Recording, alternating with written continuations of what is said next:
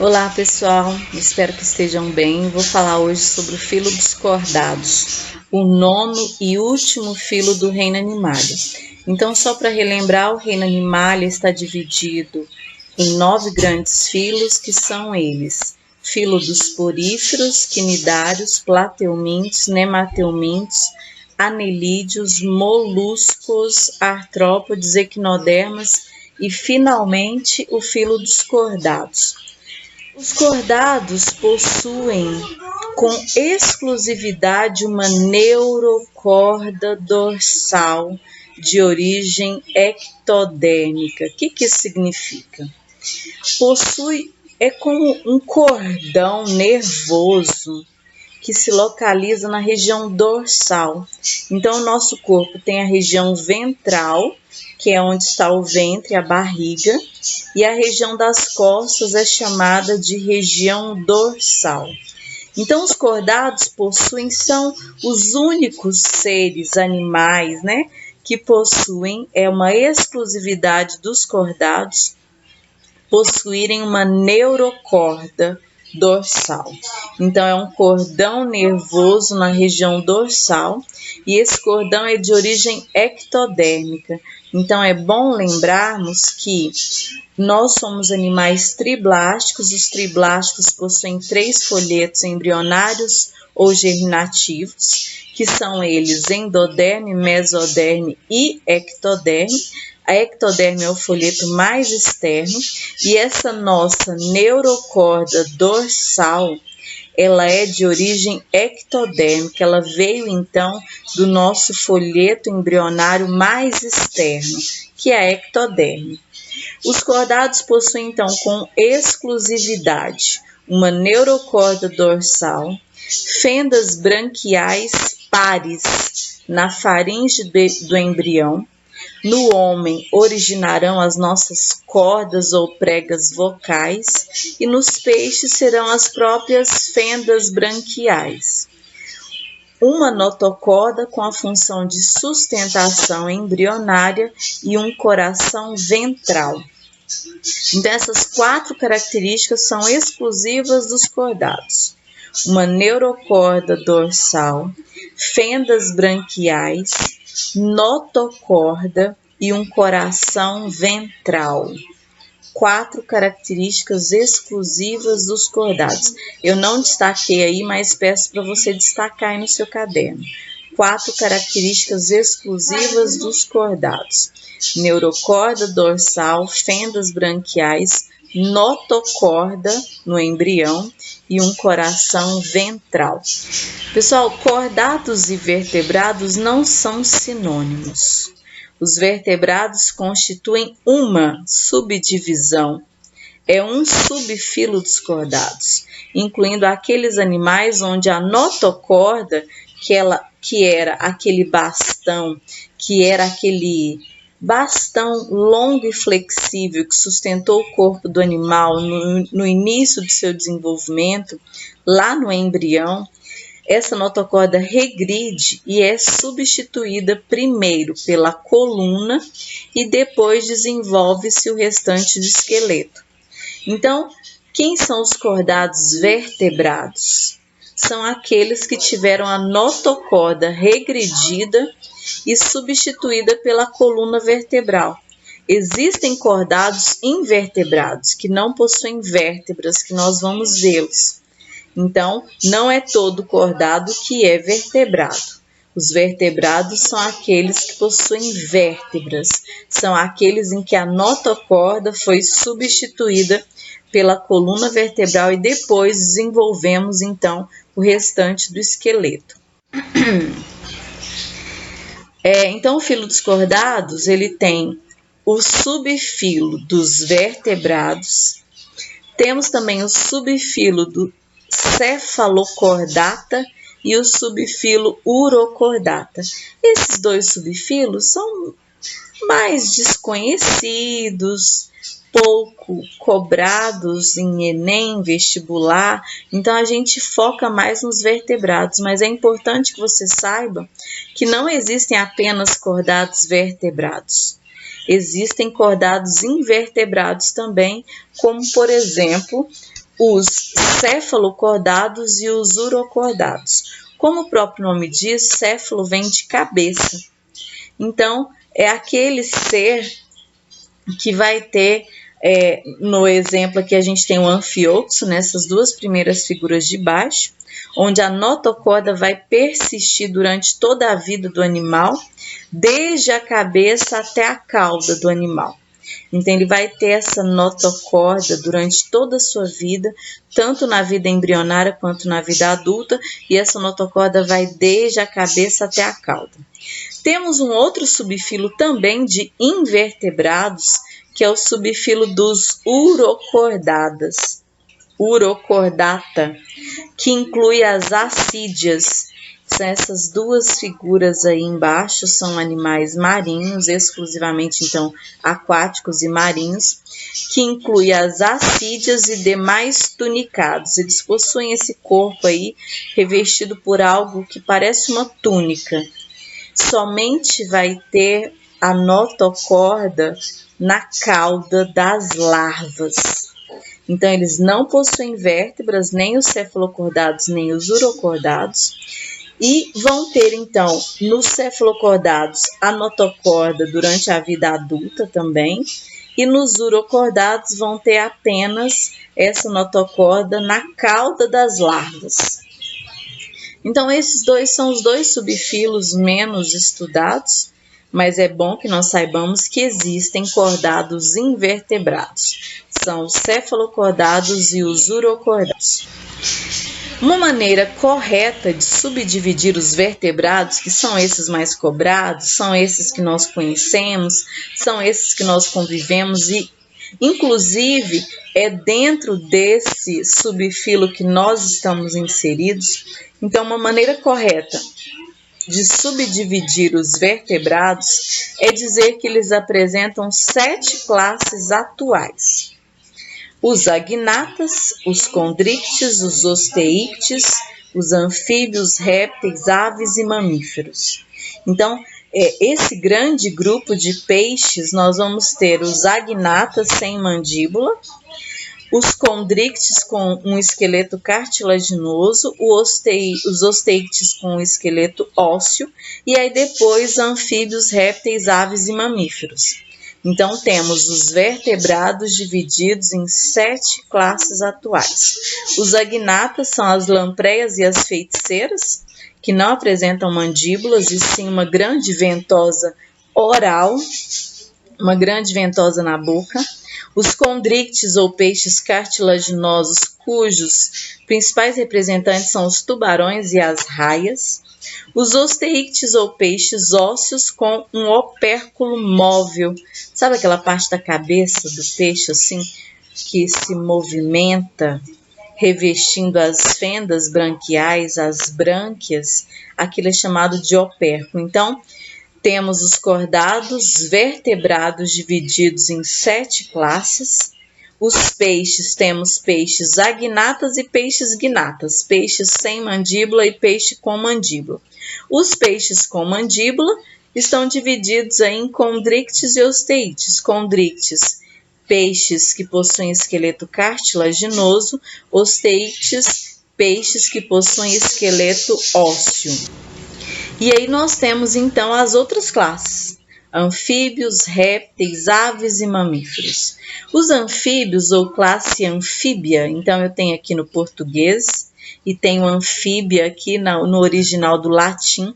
Então, anfíbia, nós temos nessa classe animais com uma pele muito lisa, nua e permeável, que permite uma respiração cutânea. Esses animais possuem ovos gelatinosos que dependem da água para o desenvolvimento do embrião. A fecundação nesses animais ela é externa, então depende da água para que esses animais consigam ter a união dos seus gametas. Existe uma curiosidade, uma coisa bem interessante aqui, que é o amplexo. O amplexo é um abraço que o macho dá na fêmea, e esse abraço que ele dá na fêmea é um abraço assim, é um cortejo mesmo sexual, onde nesse abraço ele estimula ela a liberar gametas femininos, e enquanto ele está abraçando ela, ela libera os gametas femininos e ele em seguida vai liberando os seus gametas masculinos. É uma fecundação externa, mas que precisa desse abraço para que os dois liberem os gametas ali no mesmo momento e que eles sejam fecundados, mas precisam da água, precisam da umidade, já que os ovos são sem casca. Então, são animais com fecundação externa e são animais com ovos sem casca, são ovíparos. Os répteis ou classe Reptilia, répteis é a classe no português, Reptilia é a classe no latim. Reptilia, onde surge a queratina. Então, enquanto a gente tinha nos anfíbios uma pele nua, permeável, sensível, que realiza a respiração cutânea, aqui a gente tem uma queratina revestindo a epiderme, fazendo com que esses animais tenham uma pele bem grossa, uma pele desidratada, uma pele resistente, que impermeabiliza esses animais parcialmente. Possuem um ovo amniota, um ovo que tem amnion, que tem uma bolsa de água que protege o embrião da desidratação e de choques traumáticos, e já possui um ovo com casca calcária. Então, enquanto lá nos peixes, anfíbios, nós tínhamos animais com ovos sem casca, né, precisando, dependentes da água para se reproduzir, os répteis não. Os répteis já possuem uma casca nesse ovo, a fecundação é interna, acontecendo dentro da fêmea, e essa fêmea vai liberar ovos com casca, ovos resistentes, né, que vão ali estar protegidos de desidratação e de choques traumáticos, graças a esse amnion e a essa casca. Então, as coisas melhoraram muito dos anfíbios para os répteis. Temos as aves. As aves possuem ossos pneumáticos, que são ossos ocos, ossos que por serem ocos, eles são ossos mais leves, são animais que possuem penas, possuem sacos aéreos ligados aos pulmões, que não só refrigeram esses organismos internamente, como os ajustam ao voo. Então, as aves também são animais ovíparos, têm fecundação interna, ovos com casca, não dependem da água. Esse ovo, então, é bastante resistente, assim como o ovo do réptil. E esses animais, então, vão ter aí estruturas adequadas, adaptadas para o voo, que são esses sacos aéreos, são essas penas e são os ossos pneumáticos. Então, só para repetir, os ossos pneumáticos são ossos ocos, ossos que, em vez de ter massa óssea, vai ter ali uma cavidade, vai ter um espaço para o preenchimento com ar. Isso faz esse animal ficar mais leve, já que esses ossos são ocos. E aí eu me lembrei agora que quando você, por exemplo, quebra um osso de uma galinha, né? Não sei se você come carne e come carne de frango. Quando você quebra o osso da galinha, talvez você já tenha ouvido falar, não pode jogar esse osso para cachorro. Por que que não pode? Porque quando esse cachorro come esse osso, como esse osso é oco, esse osso vai se esmigalhar e vai formar ali, né, ferpas, espinhos, estruturas que podem machucar o sistema digestório desse cachorro. É porque são ossos ocos, ossos que quando se quebram, então liberam assim pedacinhos, né, que para o predador, para o cachorro que pode comer, pode trazer danos, diferente do osso da vaca, do osso de mamíferos, tá? Então, esses ossos pneumáticos são ossos ocos. E, finalmente, nós temos a classe dos mamíferos.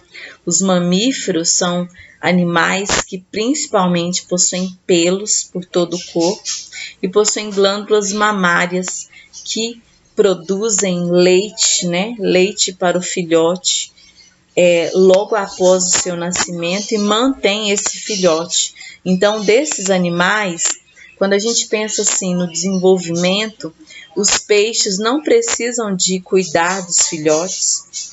Os anfíbios não precisam cuidar dos filhotes? Os répteis não precisam cuidar dos filhotes? As aves já precisam. As aves, a gente já tem ali os filhotinhos, as mães precisam chocar os ovos, coisa que os répteis não fazem. As mães precisam ali ficar aquecendo esses ovos. Quando os filhotinhos nascem, a mãe e o pai, eles dividem as tarefas ali para alimentar esses filhotes, regurgitando no biquinho desse filhotinho que ainda não consegue digerir, porque a moelinha, ele tem moela, a moela dele não está ainda desenvolvida para ele conseguir digerir os alimentos mais sólidos. Então a mamãe ave e o papai ave regurgitam esses alimentos dentro do biquinho. E agora os mamíferos são totalmente diferentes. Os mamíferos geram menos filhotes. Quando você imagina assim centenas de ovos, né, que os peixes, os anfíbios, dezenas de ovos nos répteis, menos ovos nas aves. Agora os mamíferos não, os mamíferos geram menos filhotes, precisam de muito cuidado parental. Esse filhote depende muito dos seus pais nos primeiros meses e anos da sua vida. Então, esses mamíferos, eles vão ser alimentados pelas suas mães, por leite materno, precisarão de proteção, vão se desenvolver brincando, imitando seus pais. Então, esse cuidado parental, todos os mamíferos necessitam.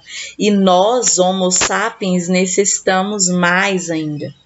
Então, nós primatas, Homo sapiens, o cuidado materno e paterno são ainda em longo prazo, né?